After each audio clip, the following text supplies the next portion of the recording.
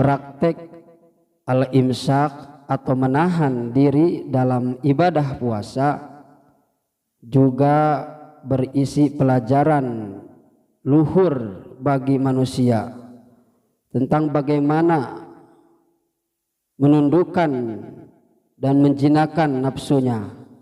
Rasulullah Shallallahu Alaihi Wasallam mengingatkan tiada musuh yang paling besar, paling sulit dan paling berbahaya bagi manusia melainkan hawa nafsu dan syahwatnya sendiri.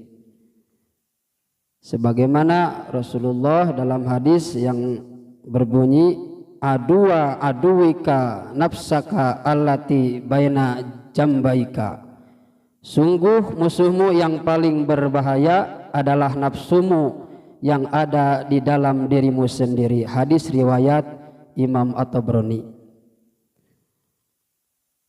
Pertarungan melawan nafsu adalah perang terberat sekaligus jihad paling besar bagi umat manusia. Pertarungan itu berlangsung abadi sepanjang hayat tanpa kekuatan dan metode latihan yang tepat. Manusia akan babak belur dihajar oleh hawa nafsunya sendiri. Kaum muslimin jamaah subuh rahimakumullah, nafsu menjanjikan kesenangan bagi manusia, padahal yang dijanjikannya itu bersifat semu. Nafsu mendorong manusia untuk mengejar kepuasan, padahal karakter utama hawa nafsu itu sendiri adalah tidak pernah merasa puas. Nafsu inilah yang selama ini mempedaya kita. Selama ini kita tidak sadar apa yang kita kejar dalam hidup ini. Kebanyakan hanyalah untuk menuruti dorongan hawa nafsu belaka.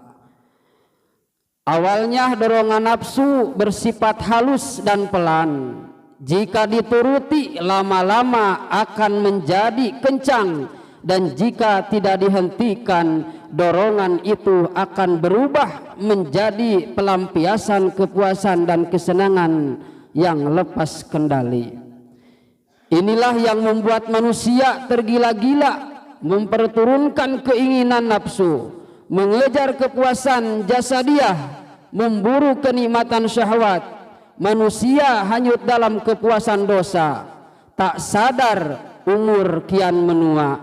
Manusia terlena sedapnya dalam maksiat dan tak sadar maut kian mendekat. Manusia terus mengejar kenikmatan dunia, tak sadar ajal telah menunggu di ujung usia. Ma'asyiral muslimin rahimakumullah, sebagaimana dalam Al-Quran surat At-Takasur ayat 1 sampai ayat 2, alhaqumut takasur hatta zurtumul maqabir, bermegah-megahan telah melalaikan kalian hingga kalian masuk ke dalam kubur.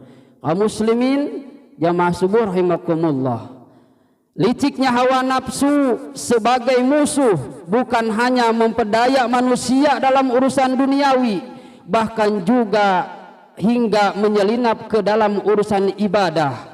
Salat bisa direkayasa oleh nafsu menjadi suatu yang dipamer-pamerkan. Kedermawanan bisa diperalat oleh nafsu menjadi sarana menghimpun dukungan. Pujian dibanggakan di hadapan manusia, dan karena telah mengalami pembusukan oleh hawa nafsu, hanya ibadah yang dilakukan tidak sanggup mencegah perbuatan keji dan keburukan dari pelakunya. Sudah sering kita dibuat kaget dan kecewa ketika ada orang yang dikenal rajin sholat, tiba-tiba terciduk melakukan perbuatan tercela secara norma dan agama. Ada yang terkenal gemar bersedekah, tiba-tiba ketahuan korupsi. Ada yang rajin beribadah, tiba-tiba kedapatan melakukan kesalahan dan maksiat. Semua itu merupakan akibat dari hawa nafsu yang selalu dipertuntunkan sehingga menjadi sulit dikendalikan. Bahkan ibadah yang suci tidak lagi mampu sehingga menjadi sulit dikendalikan. Bahkan ibadah yang suci tidak lagi mampu mensucikan pemiliknya dari keburukan. Nafsu yang senantiasa diperuntukkan bisa memperbudak manusia sehingga selalu tunduk menghamba pada keinginannya. Disinilah ibadah puasa berperan melatih dan menciptakan kekuatan jiwa bagi manusia untuk meredam dahsyatnya godaan nafsu. Disinilah referensi hikmah puasa dalam sabda suci Rasulullah sallallahu alaihi wasallam, as-shaumu junnatun, puasa itu adalah perisai. Di samping perisai dari api neraka di akhirat, juga perisai bagi manusia dari dahsyatnya godaan nafsu di kehidupan dunia. Dengan didikan puasa dan latihan menahan diri, sejatinya manusia lebih mudah menjinakkan, menguasai, bahkan mengendalikan hawa nafsunya sendiri. Bahkan dari itu yang paling penting, kita sebagai kepala keluarga, khususnya bapak-bapak, sebagai pemimpin keluarga terlebih dahulu, kita senantiasa menjaga diri dan keluarga kita dari api neraka. Ku anfusakum wa ahlikum naro. Mudah-mudahan kita semua senantiasa di dalam menjalankan ibadah puasa ini dijaga oleh Allah Subhanahu wa taala dari hawa nafsu kita yang mencelakakan kita. Amin ya Allah ya rabbal alamin.